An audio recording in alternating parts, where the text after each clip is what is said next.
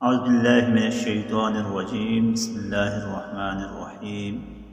محترم ناظرین، السلام علیکم ورحمۃ اللہ وبرکاتہ۔ امید ہے کہ آپ بخیر و عافیت ہوں گے۔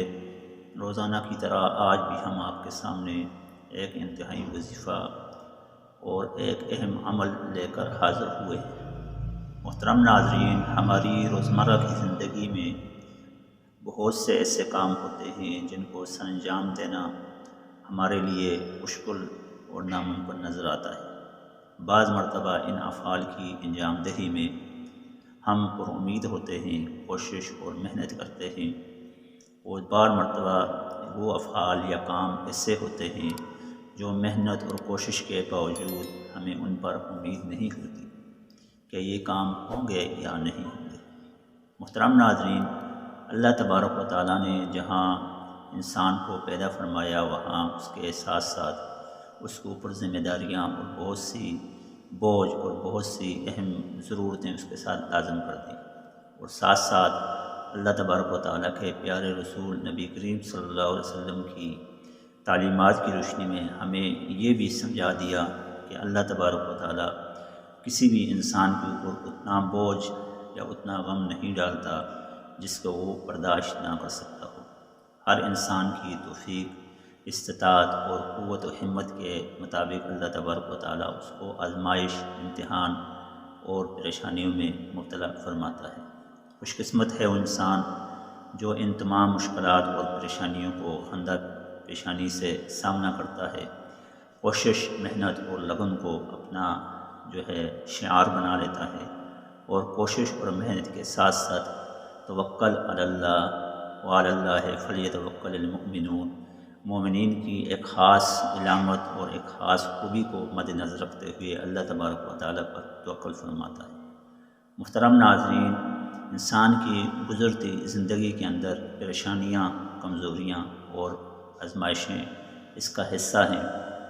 بعض مرتبہ ان آزمائشوں کو جاری رکھنے کے ساتھ ساتھ ہمیں اس چیز کی ضرورت ہوتی ہے کہ ہمیں کوئی ہمت دینے والا ہو، کوئی ہمت باندھنے والا ہو۔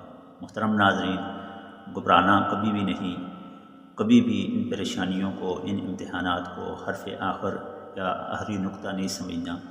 ہر اندھیرے کے بعد روشنی ہے، ہر ناکامی کے بعد کامیابی کی ایک سیڑھی ہوتی ہے۔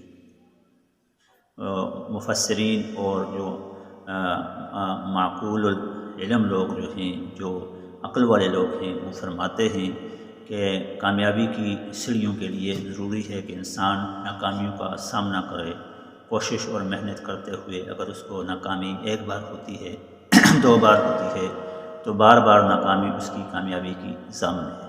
محترم ناظرین، ان ناکامیوں کو سامنا کرنے کے لیے، ان مشکلات کو برداشت کرنے کے لیے جہاں محنت اور لگن کام آتی ہے، وہاں اللہ تبارک و تعالیٰ اور اس کے پیارے رسول صلی اللہ علیہ وسلم کا کلام اور ان کی احادیث مبارکہ ہمارے لیے بہترین مشعل راہ اور بہترین ذریعہ ہیں جس کے ذریعے ہم اپنے آپ کو مضبوط بنا سکتے ہیں۔ اسی حوالے سے آج کا یہ وظیفہ ہے۔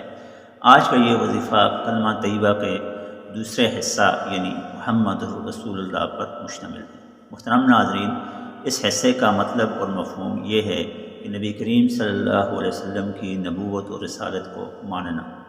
اس کلمہ کا دوسرا حصہ یعنی کلمہ طیبہ کا دوسرا حصہ محمد رسول اللہ ہماری تمام مشکلات، تمام مصائب اور تمام پریشانیوں کے لیے ایک بہترین نسخہ اور بہترین وظیفہ ہے۔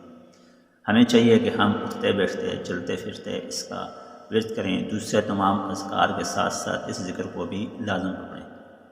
کامیابی کے زینوں کو پار کرنے کے لیے اور کامیاب رہنے کے لیے جہاں یہ وظیفہ ایک بہترین عمل ہے، جہاں یہ کلمہ ہمارے لیے بہترین دعا ہے، وہاں اس کا اجر بھی بہت زیادہ ہے۔ جب ہمیں کوئی پریشانی ہو، جب ہمیں کوئی مشکل ہو، تو یہ وظیفہ کیسے کرنا ہے، آئیے اس پر بات کرتے ہیں۔ اس وظیفے کا طریقہ کار یہ ہے کہ سب سے پہلے آپ نے اس وظیفے کو شروع کرنے سے پہلے درود مبارکہ پڑھنا ہے، درود ابراہیمی پڑھنی ہے، جو کہ ہم نماز کے اندر پڑھتے ہیں۔ ایک مرتبہ درود ابراہیمی پڑھنے کے بعد سورۃ الکوثر 3 بار پڑھنی ہے۔ 3 بار سورۃ الکوثر پڑھنے کے بعد 11 مرتبہ محمد رسول اللہ پڑھنا ہے۔ مٹھی کو بند کر کے یہ عمل آپ نے شروع کرنا ہے۔ جیسے ہی آپ بسم اللہ الرحمن الرحیم پڑھنے کے بعد درود ابراہیمی شروع کریں تو آپ اپنی مٹھی کو بند کر دیں۔ اس کے بعد آپ 1 مرتبہ درود ابراہیمی، 3 مرتبہ سورۃ الکوثر اور 11 مرتبہ یہ محمد رسول اللہ کا کلمہ آپ پڑھیں۔ یہ پڑھنے کے بعد آپ دوبارہ درود ابراہیمی پڑھ کے مٹھی کو کھول دیں تو انشاءاللہ تبارک و تعالیٰ آپ کے لیے وہ کام آسان ہو جائے گا۔ اگر آپ کوئی امتحان دے رہے ہیں، کوئی انٹرویو دے رہے ہیں تو وہاں جانے سے پہلے یہ عمل لازم کریں۔ اگر آپ کسی شخص کے پاس جا رہے ہیں، کوئی کام پھنسا ہوا ہے یا اس کا دل سخت ہے، آپ یہ چاہتے ہیں کہ اس کا دل نرم ہو، تو وہاں پر جانے سے پہلے یہ عمل کریں۔ بہت مختصر عمل ہے، زیادہ سے زیادہ اس کے لیے 5 منٹ لگیں گے۔ آپ اس عمل کو اس کے پاس جانے سے پہلے دہرائیں۔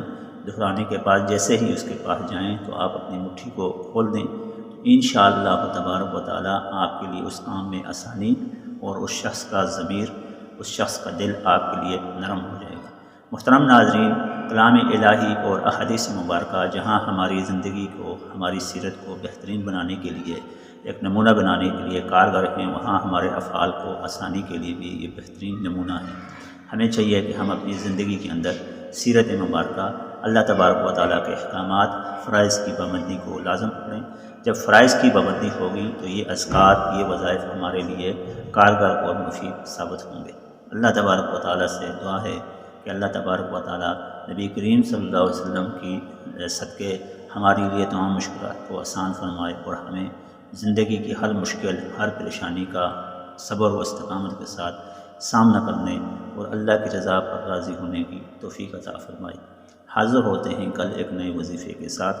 السلام علیکم ورحمۃ اللہ وبرکاتہ۔